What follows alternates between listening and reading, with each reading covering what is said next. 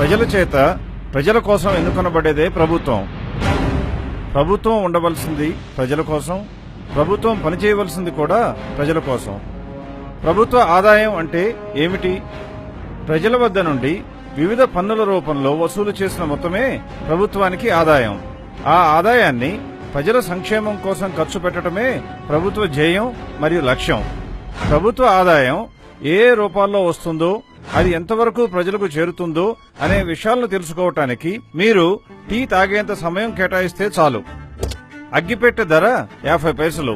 అందులో ప్రభుత్వానికి పన్ను రూపంలో చేరుతున్నది 20%, అంటే 10 పైసలు అన్నమాట.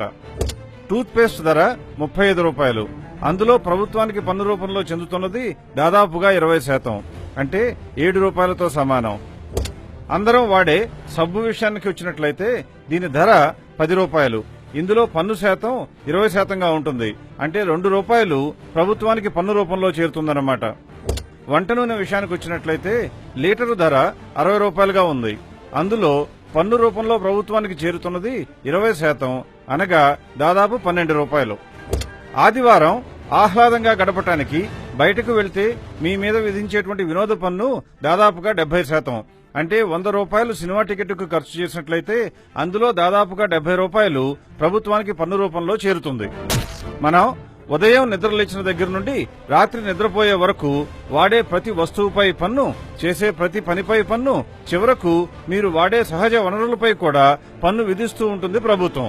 ఇన్ని రూపాల్లో ప్రభుత్వం వసూలు చేస్తున్నటువంటి పన్నుల మొత్తం సంవత్సరానికి దాదాపుగా 50 లక్షల కోట్ల రూపాయలు. ఈ మొత్తం ప్రజలకే చెందినటువంటి ప్రజాధనం.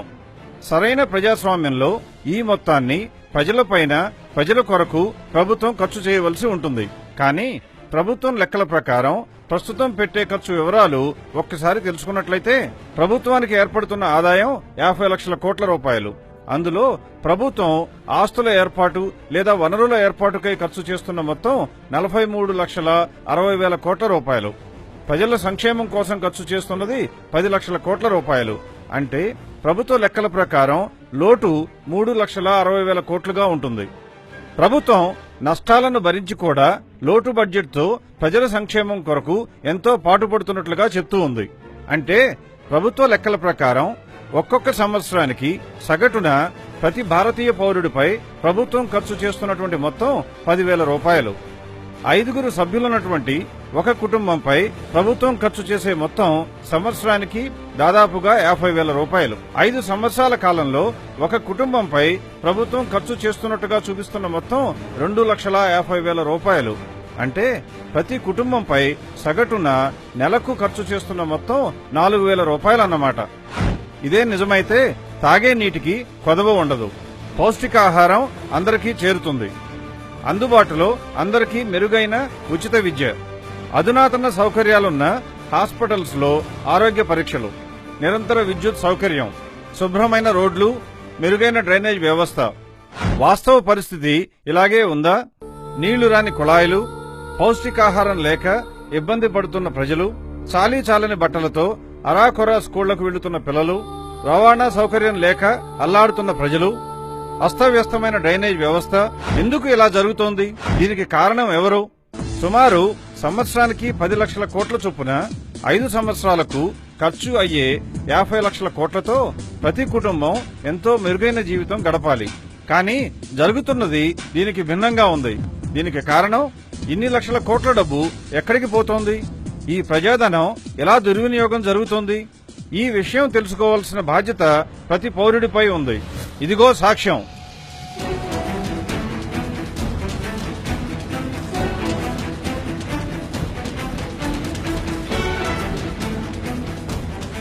స్విస్ బ్యాంకులో భారతీయ నాయకులు, వాళ్ల అనుచరులు దోచుకుని దాచిన సొమ్ము సుమారు 75 లక్షల కోట్ల రూపాయలు. ఒక్క స్విస్ బ్యాంకులోనే ఇంత సొమ్ము ఉంటే మిగతా 20 పైచిలుకు దేశాల్లో దాచిన సొమ్ము ఎంత ఉంటుందో ఎవరైనా ఊహించవచ్చు. పాలించేవారు మారుతున్నా ఈ ప్రజల సొమ్ము ప్రజలకు అందుబాటులోకి రాకపోవటానికి కారణం ఎవరు? పాలకులు, వాళ్ల అనుచరులు అని ప్రత్యేకంగా చెప్పవలసిన అవసరం లేదు. మన ప్రస్తుత నాయకత్వం దోచుకుని విదేశాలలో దాచిన నల్లధనంపై సంవత్సరానికి సంపాదిస్తున్న వడ్డీ భారతీయులందరిపై ప్రభుత్వం ఖర్చుగా చూపిస్తున్న మొత్తం కన్నా ఎంతో ఎక్కువ. భారతదేశం బేదదేశం కావటానికి కారణం ఈ నాయకత్వం. ఇకనైనా మేల్కొనండి. ఒక్క నోటు కోసం ఆశపడి మీకు చెందవలసిన 2,50,000 రూపాయల సంక్షేమ నిధిని అవినీతి పరులకు ధారాదత్తం చేయటం ఎంతవరకు సమంజసం? రండి, కదలి రండి, కళ్లు తెరవండి. ఈ అవినీతి రాజకీయాలకు పాతరేద్దాం, కొత్త రాజకీయాలకు తెరతీద్దాం. మేలైన జీవనం కోసం, మెరుగైన సమాజం కోసం లోక్ సత్తా లక్ష్యం. మీకు చేరవలసిన 2,50,000 రూపాయలతో అందరికీ ఉచిత విద్య, మెరుగైన ఆరోగ్య సౌకర్యం, నిరంతర విద్యుత్తు, త్రాగునీరు, నిత్యావసర వస్తువుల ధరల అదుపు, మంచి పౌష్టికాహారం, మెరుగైన రవాణా సౌకర్యం మరియు డ్రైనేజ్ వ్యవస్థ. లోక్ సత్తా పార్టీ ప్రాధాన్యాలు: కఠిన మద్య నియంత్రణ, బెల్ట్ షాపులపై శాశ్వత నిషేధం, జిల్లా ప్రభుత్వాలు, అవినీతిపై కొరడా, పేదలకు చేదోడు, వివక్ష లేని ఎదుగుదల, పిల్లలందరికీ ఇంగ్లీష్ విద్య, ఉచిత ఆరోగ్య రక్ష కార్డు, రైతు సిరి అగ్రి క్లినిక్, 1000 చిన్న పట్టణాలు, 90 రోజుల్లో న్యాయం. ప్రజా సంక్షేమమే లోక్సత్తా లక్ష్యం. సుపరిపాలనకు మేలుకొలుపు, అందరి హృదయాల్లో ఇలవేలుపు, నిరంతర కృషీవలుడు, నిస్వార్థపరుడు, విద్యావంతుడు జయప్రకాష్ నారాయణకు ఓటేద్దాం. అవినీతి రహిత సమాజాన్ని నిర్మిద్దాం. ఏల గుర్తుకే మీ ఓటు, ఏల గుర్తుకే మీ ఓటు, ఏల గుర్తుకే మీ ఓటు. మీ ఓటు మీ భవిష్యత్తుకు తోడ్పాటు.